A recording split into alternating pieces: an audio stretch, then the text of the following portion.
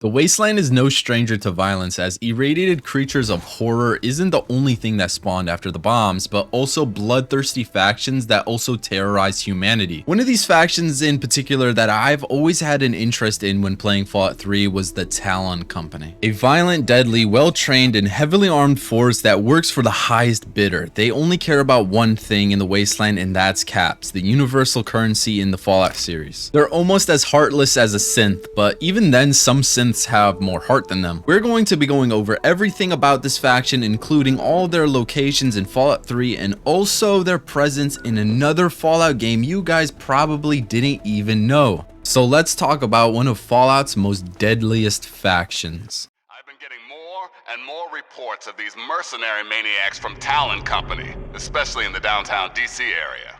If you see these hombres, steer clear. Whatever you have, they want, and they're not really into asking politely. Word is, these guys take all the contracts the other mercs won't. In short, there's nothing they won't do. The Talon Company is a private mercenary organization operating primarily in the Capital Wasteland during the events of Fallout 3. Now, we don't really know much about their origins as they still remain a mystery. No records exist of their formation, but there is some level of organization that makes me suggest that they were established by individuals with military experience. Unlike raiders or scavengers, the Talon Company operates like a private military contractor. They work for those who can afford their services. Whether it's assassination, intimidation, or just protection, in a lawless wasteland, they represent a different kind of danger, one with structure, discipline, and a clear chain of command. Their operations are diverse but always violent. In Fallout 3, their most notable action is hunting down the player with high karma. So if you're a goody two-shoes, they will hunt you down. This suggests that their employer or employers are often those whose interests are threatened by the acts of kindness and morality, and well, we actually know who one of them are. Sitting in Megaton is a pretty wealthy individual named Mr. Burke who asks us to detonate the bomb in the middle of the town. And now, if we're not a complete psychopath willing to take the lives of everybody living there, we can choose to disarm it, granting us good karma and preventing a nuclear explosion. Now, this will completely ruin his villainous plans, and if we go back to him, he'll have this to say. So, you're the genius who disarmed the bomb. Weeks of waiting and watching ruined. It's a pity you acted so hastily. In the future, best sleep with one eye open. So yeah, it's pretty obvious who's the one calling the hits here, especially considering after this event, the Talon Company will start to hunt you down. Well now, if it isn't the little saint from the vault. We've been looking for you. Someone's put quite a price on your head. What? You think you can walk around the wasteland doing the things that you do and there isn't going to be someone who takes notice? So yeah, that's how they usually operate, in organized squads of heavily armed soldiers. They use military grade weapons, wear distinct black combat armor, and coordinate their attacks with precision. When a contract is given, the target is pursued relentlessly until eliminated. So make sure you're strapped up. Like I said at the start of the video, I had an interest in the Talon Company years ago because I used to love wearing their armor because it looked so cool. All black combat armor with their decal on the chest piece. Now get this, I used to think this decal was some sort of X or some sort of random splash pattern, probably because the resolution wasn't the best back then, but seeing it up close, it's actually just a Talon, which it makes me feel so stupid. Now, this decal isn't the only thing representing their faction, as they actually have a flag. A bird with a skull face flying over with a baby in its talons. Yeah, it's pretty damn messed up. I guess it just goes to show how ruthless they are and shows their employers that they're willing to take any task that needs to get done. As long as the caps are good, they'll do it. Those fucks went into a settlement a year or two ago and killed everyone. Women, children, everyone. That's the sort of crap Talon Company does. All they care about is getting paid. Now this flag, interestingly, is only in one location in all of Fallout 3, and it's not even a location you discover, so a lot of players don't even know about it. Now just southwest of the sewer waste station, you'll find the Talon Company camp. Below its staircases, there's going to be some dead wastelanders and some poorly textured garbage bins. For some reason, they didn't choose to go for the garbage bin asset where you can actually store stuff in. Instead, they just went for the shape and some measly texture over it, interestingly enough. I'm pretty sure that's the first time I've ever seen that in the game, but anyways, inside the encampment will be 3 Talon Company mercs along with their flag on full display. Now, surprisingly, there's quite a bit of technology in this encampment they're operating, especially for some mercenaries, and it makes you wonder how much tech they have, and maybe they're a much bigger threat than they seem. Now, there is one other Talon camp set up, and that's west of the riverboat landing near the Arlington Library at this location. And heading over, it's pretty well guarded and supplied. And one other thing is that if you make it far enough in the story, then not one but 2 vertibirds will come and drop mini nukes on the area. And this only happens if you make it to the Enclave in the main story. So yeah, they're pretty much Enclave vertibirds dropping nukes on this tiny little camp. Pretty overkill for this small camp, but I guess nothing is overkill for the Enclave. And yeah, this faction is pretty prevalent in the Capital Wasteland to have camps set up and hitmen to come after you, but who is managing them? And well, they do have a leader. At the head of the Talon Company is Commander Jabsco. Ruthless, problematic, and definitely not friendly, as there's no way to talk to him without getting a rocket in your face, but Jabsco runs operations from his main base at Fort Banister. While I couldn't find anything about his past, we can definitely see that his leadership kept the Talon Company well supplied, trained, and feared across the region. Now, Fort Banister is the Talon Company's primary headquarters. It's a heavily fortified base located west of the Capital Wasteland. The compound is guarded at all times with patrols, barricades, and snipers in position protecting the base. There's a ton of soldiers in this facility, so it's a good idea to bring backup. And speaking of which, there's actually a Brotherhood of Steel squad just outside the base if you make it far enough in the main story. Talon Company's been ambushing our water caravans. I guess they thought we wouldn't figure out who was doing it.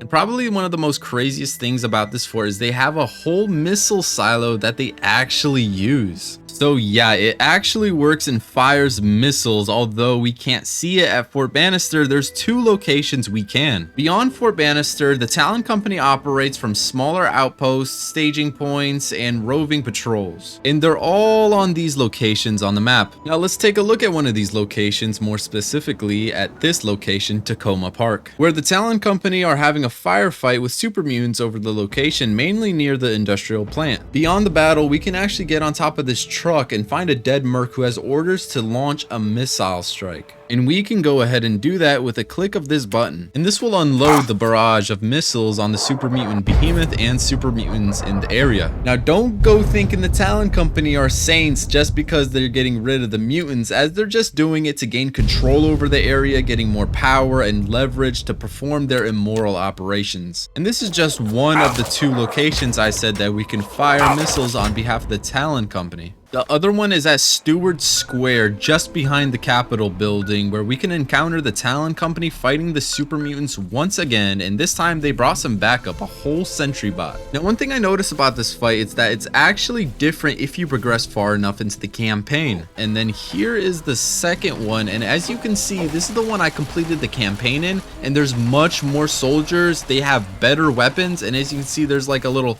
hut barricade behind them that they set up, and it's got supplies, ammunition. So it's very cool to see that the Talon Company, you know, progresses and gets stronger as you get stronger and progress in the campaign. And another thing is that if you meet the Enclave, then they'll swoop by with a vertibird and drop mini nukes on it, just like that other location. Now moving on, going down a bit, you're gonna see this building with a sky bridge, and you can actually get up here through a door in the back. Now inside will be a sniper. Getting rid of him and going to his position, we'll find the same button and orders, the same how we saw in Tacoma, but this time from Team Alpha. After that, we'll see a Talon Talon Company squad sneaking into position as super mutants come down the steps, and just like before, we can click the button at the right time to unleash the missile attack, helping out the Talon Company or stabbing them in the back. This is what truly sets the Talon Company apart from any typical mercenary band in the Wasteland. Their access to advanced weaponry and heavy fire support capable of launching missile strikes is pretty crazy. And guess what?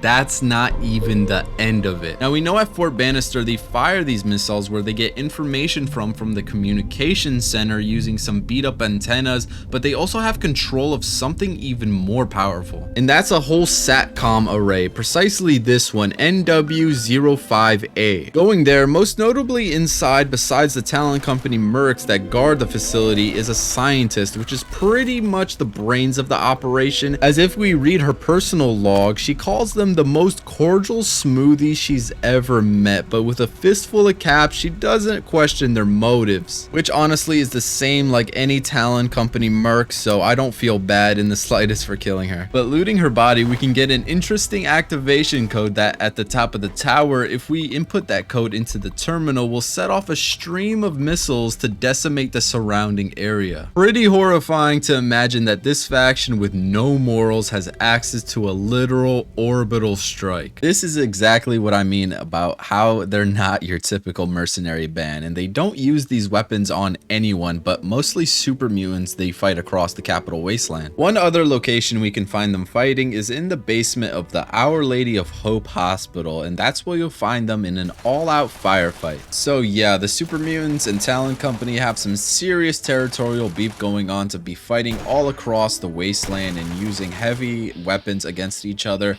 And interestingly enough, the Talon Company is only in this section of the area. Like, they're only in the basement. They're not outside the basement. They don't have a base outside. They're not inside the hospital. They're only in this basement section, which is interesting, kind of sucks, but you know, it is what it is. Now, we pretty much went over all the designated locations of the Talon Company in Fallout 3, but there's one very special person that we forgot that I think is worth mentioning. In the Broken Steel DLC, before getting on the tram, turn back and collect this holotape on this skeleton. It's from a lover to a lover, and she'll tell us to go to La Mason Hotel. Once we make it there, we will find someone named Lagbolt, a pretty popular one in the ranks, as I'm guessing he didn't earn the name from nothing. Looting him, you'll get his very special Lagbolt's combat armor and shades, which the armor is the only legendary version of the Talon Company combat armor in the game. So now that we've talked about pretty much all their presence in the Capital Wasteland, we can see that they are a formidable force to deal with. Now, looking back on it, when I used to play Fallout 3 years ago, I used to think of the Talon Company as like some small-time mercenary group,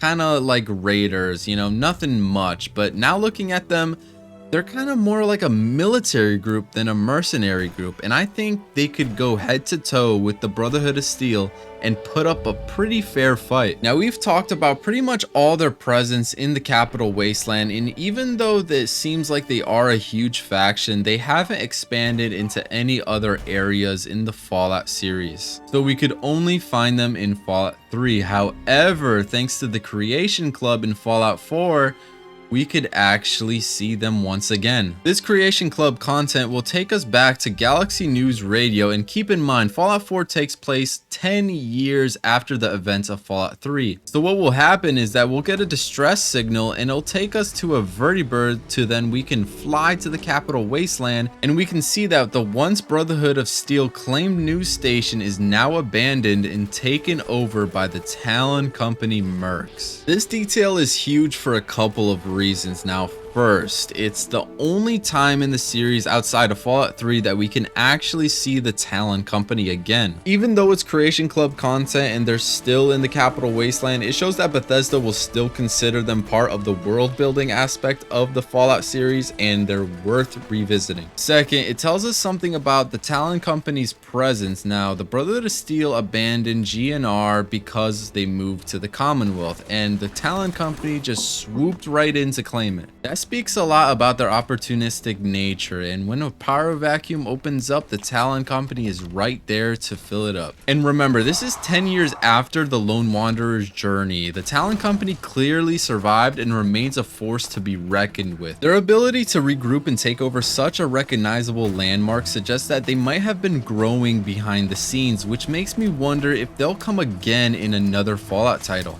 And I mean, just look at them. They know how to fly vertibirds. They're in power armor. You know, what else have they done in the 10 years that we don't know about? At the end of the day, the Talon Company represents one of the most dangerous forces in the Capital Wasteland. They're organized, disciplined, and motivated by pure greed. They're proof that in the Fallout universe, humanity doesn't need radiation to become monstrous. Just enough caps. Their presence in Fallout 3 left a lasting impression on players, not only as a constant threat while exploring, but also as a reminder that morality comes at a price in the Wasteland. They're just another reason why I love Fallout 3 so much. The way they operate as more than a typical mercenary group, and the way they hunt you down depending on your decisions, makes the game so much more interesting and enjoyable to explore, and it makes your decision making feel like it actually affects the world. Like defusing a bomb and helping innocent lives, yeah, it's generally good, but have you ever thought about it from the bad guy's perspective? How does it affect them? These small details just make the world feel so much alive. I would absolutely love to see the Talon Company in the next Fallout, and with the reappearance in Fallout 4's Creation Club content, Bethesda hinted that the Talon Company's story isn't over yet. I hope you guys enjoyed the video. I've been pretty busy recently and decided to make somewhat of an informational video while diving into some of my nostalgic thoughts, tying them with some facts and lore about the Talon Company. So yeah, make sure you guys comment down below. I want to hear you guys' thoughts. What you guys think about the Talon Company? What do you think about them being in the next Fallout? Let me know what you got to say about the Talon Company in the comments. Make sure you leave a like on the video, subscribe, and I'll see you guys in the next video. Peace.